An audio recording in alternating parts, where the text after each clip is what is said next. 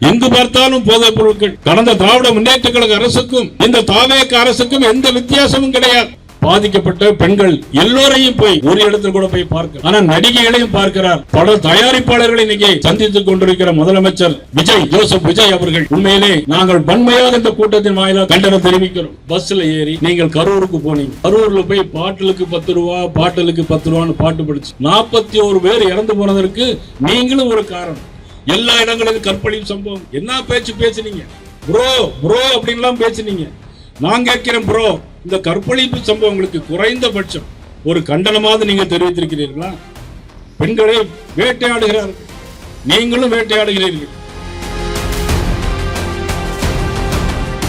முதலமைச்சரே பதில் சொல்.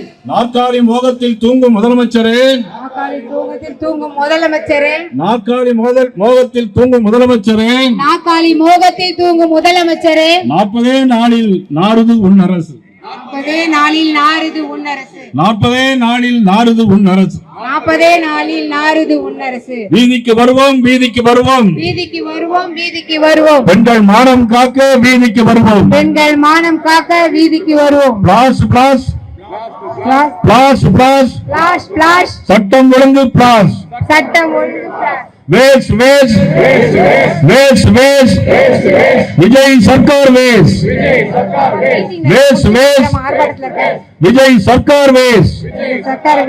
இந்த ஆர்ப்பாட்டம் எதற்கான ஆர்ப்பாட்டம் என்பதை மீடியா பத்திரிகை துறை சார்ந்த அனைவரும் நீங்கள் தமிழகம் மட்டுமல்ல இந்திய அளவிலே செல்ல வேண்டும் என்பதற்காக உங்களுக்கும் எங்களது நன்றியை தெரிவித்துக் கொள்கிறோம். இங்கு கூடியிருக்கிற இந்த ஆர்ப்பாட்டம் வெறும் அரசியல் காரணங்களுக்காக மட்டும் ஏற்படுத்தப்பட்டதல்ல. பெண்களுடைய வாழ்க்கையை உறுதி செய்ய வேண்டும் என்பதற்காக ஏற்படுகிற கூட்டம். நமது தமிழிசை சவுந்தரராஜன் அவர்கள் பேசினார்கள். கும்மிடி போட்டியிலே 3 வயது பச்சிளம் குழந்தை, அந்த குழந்தைக்கு என்ன தெரியும்? அந்த 3 வயது குழந்தையை படுபாவி இவ்வளவு நாசப்படுத்தி வெளியே சொல்ல முடியாத அளவிற்கு உடலுடைய பாகங்களை அசிங்கப்படுத்தி கொன்று முள்வேலியிலே போட்டிருக்கிறார் என்று சொன்னால் கஞ்சா போதைப் பொருட்கள். எங்கு பார்த்தாலும் போதைப் பொருட்கள். கடந்த திராவிட முன்னேற்ற கழக அரசுக்கும் இந்த தாவேக அரசுக்கும் எந்த வித்தியாசமும் கிடையாது. முதலமைச்சர் தூக்கத்தில் இருந்து இன்னும் எழுந்திருக்கவே இல்லை. அவருக்கு அதிர்ச்சி. என்ன அதிர்ச்சி தெரியுமா? அவருடைய அதிர்ச்சி எல்லாம் எப்படி ஆட்சிக்கு வந்தோம், ஏன் வந்தோம் என்று கூட நான் நினைத்துக் கொண்டிருக்கிறார். 24 மணி நேரத்தில் 12 கற்பழிப்பு சம்பவங்கள், 1 மணி நேரத்திற்கு 2 கற்பழிப்பு சம்பவம் நடைபெறுகிறது என்று சொன்னால் இந்த ஆட்சியில் தான். இது ஏதோ ஒரு தனிப்பட்ட சம்பவம் அல்ல. 15ஆம் தேதி மட்டும் கிட்டத்தட்ட 12 பேருக்கு பாலியல் வன்கொடுமை நடந்திருக்கிறது. சரி, ஒரு அரசாங்கம் ஏற்பட்டு 30 நாட்கள் தான் ஆகிறது. நீங்கள் கேட்கலாம் 30 நாள் தான் ஆகிறது என்று. ஆனால் நடைபெற்றுக் கொண்டிருக்கிற சம்பவங்கள் சாதாரண சம்பவம் அல்ல. கோயம்புத்தூருக்கு அருகே சூலூரில் 10 வயது குழந்தையை எத்தனை பேர், 2 பேர்கள் 3 பேர்கள் சேர்ந்து பாலியல் வன்கொடுமை செய்து கொண்டார்கள். அங்கேயும் அமைச்சர்கள் வந்து பார்த்தார்கள். ஆனால் அதற்கு பிறகு ஏதாவது நடவடிக்கை எடுக்கிறது என்று சொன்னால் இல்லை. 2 தினங்களுக்கு முன்பாக சென்னையில் மட்டும் ஒரே நாளில் 14 கற்பழிப்பு சம்பவங்கள். யாருடைய ஆட்சியில்? தாவேக அரசு. இந்த மக்களுடைய அரசு, நம்பிக்கொண்டிருக்கின்ற அரசு. உங்களுடைய கற்பழிப்பு சம்பவங்கள் தொடர்ந்து நடைபெற்றுக் கொண்டிருக்கிறது. ஆனால் அதிலும் ஒரு அடைமொழி, தாவேக காரன் என்று சொன்னால் இன்றைக்கு அவ்வளவு பேரும் சாதாரண மட்டும் ஒருத்தர் மட்டும் 2 பேர் மட்டும் அல்ல. இன்னைக்கு சட்டமன்ற உறுப்பினர், அமைச்சராக இருக்கக்கூடிய எல்லோருடையும் எல்லா பெண்களும் உடல் ரீதியாகவும் உணர்வு ரீதியாகவும் பெண்கள் பாலியல் தாக்குதலுக்கு இன்றும் ஆட்பட்டுக் கொண்டிருக்கிறார்கள் சொன்னால் அது உண்மையிலே மறக்க முடியாது. இந்த குற்றத்தை யார் செய்திருக்கிறார்கள்? இதை செய்ததெல்லாம் கஞ்சா போதைப் பொருள் போட்டுக்கொண்டு செய்கிறார்கள். ஆக இதை தடுத்து நிறுத்த தவறிய அரசு, தடுத்து நிறுத்த தவறிய தாவேக அரசு. பதவி விலகு என்று நாங்கள் சொல்ல மாட்டோம், கண்டிக்க வேண்டும். கண்டிக்க தவறிவிட்டால் நீங்கள் பதவி விலக வேண்டும். இதுதான் எங்களுடைய கோரிக்கை. இன்றைக்கு களத்தில் முதலாக பாரதிய ஜனதா கட்சி அடியெடுத்து வைத்திருக்கிறது. இது ஒரு முன்னுரை தான். ஆனால் உங்களுடைய ஆட்சிக்கு முடிவுரை எழுதும் வரையிலும் இந்த போராட்டம் தொடரும். தமிழ்நாடு முழுவதும் பாரதிய ஜனதா கட்சி தொண்டன் எதற்கும் ஆசைப்பட்டவன் அல்ல. சட்டமன்ற உறுப்பினராக வேண்டும், அமைச்சராக வேண்டும் என்ற கோரிக்கையோடு வரவில்லை. ஒரு சித்தாந்தத்தின் அடிப்படையில் உருவாக்கப்பட்ட இயக்கம் இந்த பாரதிய ஜனதா கட்சி. இதில் யார் வேண்டும், யார் எங்கு போனாலும் சரி, இந்த கட்சியை ஆட்டவோ அசைக்கவோ முடியாது. இந்த கட்சியிலிருந்து வெளியே போனவர்கள் நிறைய பேர்கள். உத்தரப்பிரதேச மாநிலத்தில் கல்யாண் சிங் முதலமைச்சர், எவ்வளவு பெரிய ஆள் தெரியுமா கல்யாண் சிங்? அவர் நடந்து போனால் எல்லோரும் காலடி மண்ணை எடுத்து கொட்டு கும்பிடுவார்கள். அவர் கட்சியை விட்டு போனார், இந்த கட்சிக்கு எந்த பாதிப்பும் கிடையாது. இதே மாதிரி நிறைய உமாபாரதி இந்த கட்சியை விட்டு போனாங்க, இந்த கட்சிக்கு எந்த பாதிப்பும் கிடையாது. அதே மாதிரி தேசுபாய் பட்டேல் இந்த கட்சியை விட்டு போனாங்க, இந்த கட்சிக்கு எந்த மாதிரி பாதிப்பும் இல்லை. இதை 12 ஆண்டுகளையும் தாண்டி இந்தியாவில் நீண்ட நாள் ஆண்டு பிரைம் மினிஸ்டர் என்ற பெயரும் பெருமையும் கொண்ட மாபெரும் தலைவர் நரேந்திர மோடி இருக்கின்ற கட்சி இந்த கட்சி பாரதிய ஜனதா கட்சி. யார் இந்த போனாலும் சரி, போனவர்கள் எல்லாம் திரும்பி வந்து கொண்டே இருக்கிறார்கள். நெல்லை மாவட்டத்தில் நான் போனேன். நேற்று நெல்லை மாவட்டத்தில் விருந்து போனவர்கள் தயாசங்கர் உட்பட, அசோக் உட்பட, பொன்னுத்துறை உட்பட எல்லாம், கவிக்கண்ணன், கண்ணன், எல்லா மண்டல தலைவர்களும் நேற்றே என்னிடம் வந்து சேர்ந்திருக்கிறார்கள். இன்னைக்கு சென்றவர்கள் எல்லோரும் என்னை திரும்ப வருவதற்கு யோசித்துக் கொண்டிருக்கிறார்கள். நான் இந்த போராட்டத்தின் மூலமாக நான் தெரிவிப்பது, யார் வந்தாலும் தாய் எழுத்தோடு ஏற்றுக்கொள்ளப்படும், அவர்களுக்குரிய பொறுப்புகள் கொடுக்கப்படும் என்பதை இந்த கூட்டத்தின் வாயிலாக நான் தெரிவித்துக் கொள்ள கடமைப்பட்டிருக்கிறேன். இந்த ஆர்ப்பாட்டம் நடைபெறுகிறது என்று சொன்னால் கற்பழிப்பு சம்பவங்கள் அதிகமாக போய் கொண்டிருக்கிறது. சட்டமன்றத்தில் முதலமைச்சர் வருகிறார். இன்னைக்கு கூட பார்த்தேன், இன்னைக்கு கூட டிவியில் கவர்னர் உரையில் பார்த்தா எல்லாம் அதை செய்வோம் இதை செய்வோம் சொல்றான். ஆனால் தேர்தல் அறிக்கையில் சொன்ன 2500 ரூபாய் இன்று வரை கொடுக்கவில்லை. 1000 ரூபாய் கொடுக்கிறார். 100 யூனிட் 200 யூனிட் கவர்னர் உரையில் சொல்லப்பட்டிருக்கிறது. ஆனால் இதுவரையிலும் இந்த ஆட்சி பொறுப்பேற்று 207 குற்ற சம்பவங்கள் நடைபெற்றிருக்கிறது. இந்த குற்ற சம்பவங்கள் ஒன்றை பற்றியாவது கவர்னர் உரையில் குறிப்பிடப்படவில்லை. ஏன் குறிப்பிடப்படவில்லை என்று சொன்னால் உங்களுடைய ஆட்சியினுடைய லட்சணம் தெரிந்துவிடும். அது அசம்பிளியுடைய ரெக்கார்டில் பதிவாகும். ஆக எந்த ஒரு அறிக்கையும் இதுவரையிலும் தரவில்லை. பாதிக்கப்பட்ட பெண்கள் எல்லோரையும் போய் ஒரு இடத்தில் கூட போய் பார்க்கல. ஆனால் நடிகைகளையும் பார்க்கிறார். பல தயாரிப்பாளர்களை இன்னைக்கு சந்தித்துக் கொண்டிருக்கிற முதலமைச்சர் ஜோசப் விஜய் அவர்கள், உண்மையிலே நாங்கள் வன்மையாக இந்த கூட்டத்தின் வாயிலாக கண்டுபிடிக்கிறோம், கண்டனம் தெரிவிக்கிறோம். தாவேக ஆட்சியில் நடைபெற்ற முக்கிய சட்ட ஒழுங்கு பிரச்சனைகள், பாலியல் வன்கொடுமைகள் எத்தனை தெரியுமா? 100க்கு மேல, கொலைகள் 55க்கு மேல, போதைப் பொருள் தொடுப்பான குற்றங்கள் 65க்கு மேலே, பெண்கள் மற்றும் குழந்தைக்கு வன்முறை தொடர்பான முக்கிய சம்பவங்கள் 25/5/2026 தூத்துக்குடியில் 20 வயது பெண்ணை இருசக்கர வாகனத்தில் கடத்தி சென்று வன்கொடுமை செய்தவுடன் பணம் மற்றும் செல்போனை பறித்து சென்றிருக்கிறார்கள். 25/5/2026 சென்னை அம்பத்தூரில் மின்சார வாரிய ஊழியர் ஒரு வீட்டில் ரீடிங் எடுக்க சென்று போய் அங்குள்ள 9 வயசு பெண்ணை பாலியல் வன்கொடுமை செய்திருக்கிறார். 27/5/2026 கோயம்புத்தூர் ரேஸ் கோர்ஸ் பகுதியில் 10 வயது சிறுமிக்கு பாலியல் தொல்லை.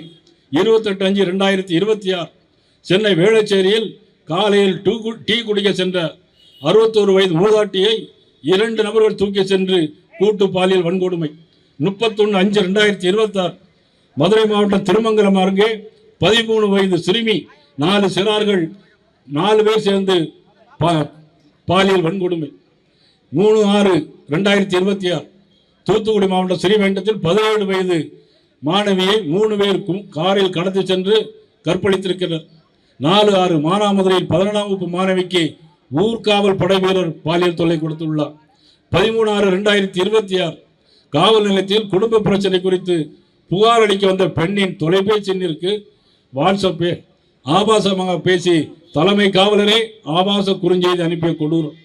13/6 சிவகங்கையில் பெண் காவலரிடம் 3 பேர் காவல்துறையை அத்துமீறல்கள். 13/6/2026 கிருஷ்ணகிரி மாவட்டம் போச்சம்பள்ளி 18 வயது இளம்பெண் கண்ணீர் மல்க புகார். 14/6/2026 தூத்துக்குடி மாவட்டம் ஆனந்த நகர் பகுதியில் 12 வயது சிறுமிக்கு மத போதகரே பாலியல் வன்கொடுமை. ஏன்னா இது சிறுபான்மையினர் அரசு. சிறுபான்மையினர் அரசு தான் அரசியல் பேசிட்டு இருக்கார்.